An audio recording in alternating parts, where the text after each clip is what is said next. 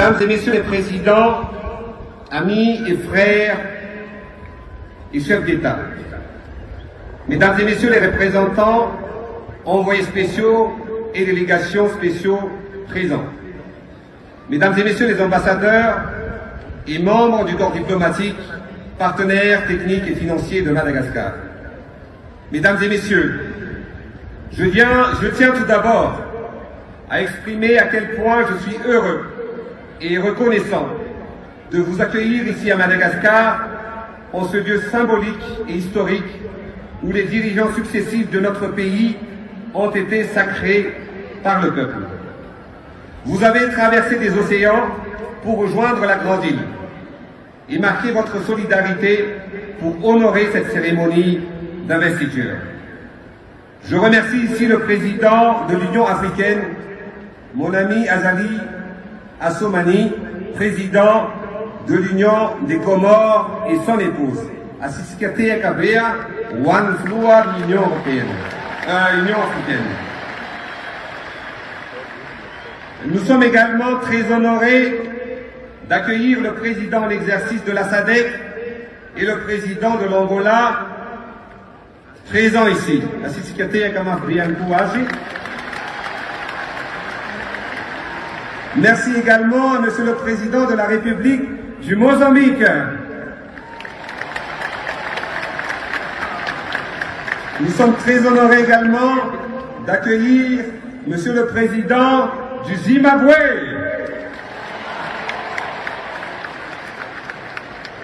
Merci de votre présence, Monsieur le Président de l'île Maurice. Mais également à Monsieur le Président de la République de Guinée-Bissau, mon ami et frère Umaro Sissoko Ombalo, qui a malgré la distance a tenu à être présent ici également. Merci mon frère.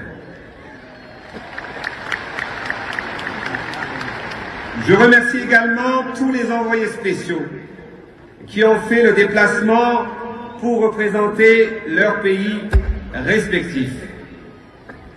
Je suis personnellement sensible à cet élan de fraternité et d'amitié que vous témoignez et qui rejoint un principe qui nous est cher, comme exprimé à travers le proverbe malagasy « Izem tambatra vato, izem sarka fascia » où l'union fait la force.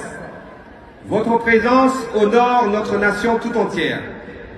Tungasu et bienvenue à Madagascar.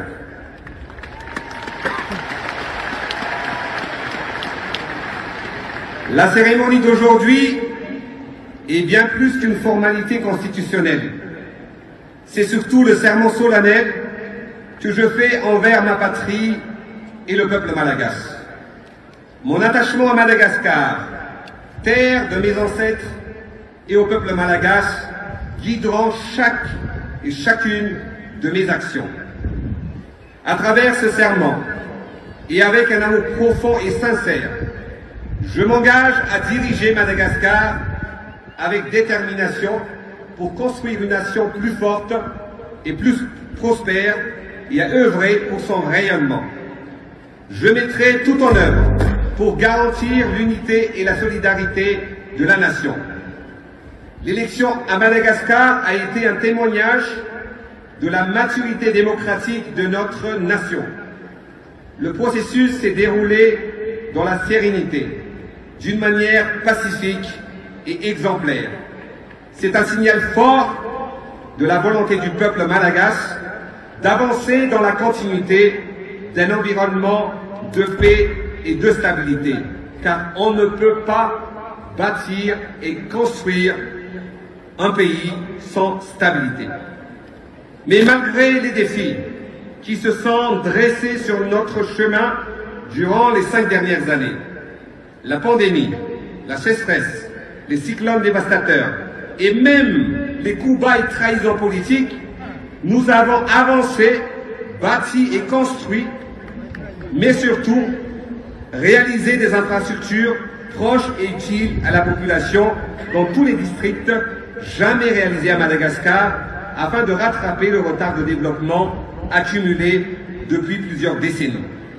Ces épreuves n'ont fait que renforcer mon engagement à bâtir un avenir meilleur pour la population malgache. Je serai un président encore plus proche du peuple, toujours au chevet des plus démunis. Chers partenaires techniques et financiers, amis de Madagascar, j'appelle à votre participation active dans les actions de développement que nous mettrons en œuvre et à conjuguer les efforts pour construire un avenir meilleur dans une démarche collective. Nous avons une vision, un plan et un programme qui s'articulent autour de 3 piliers fondamentaux qui sont le capital humain, l'industrialisation et la gouvernance. L'objectif est de produire et de transformer à Madagascar tout ce dont la population a besoin au quotidien. Nous allons accélérer l'industrialisation du pays, améliorer le climat des affaires, former massivement nos jeunes et créer des emplois afin d'améliorer les conditions de vie, surtout des plus vulnérables. Aussi, face à la croissance démographique exponentielle, une priorité sera accordée à la facilitation de l'accès à la planification familiale afin de contribuer à l'amélioration du niveau de vie de chaque foyer.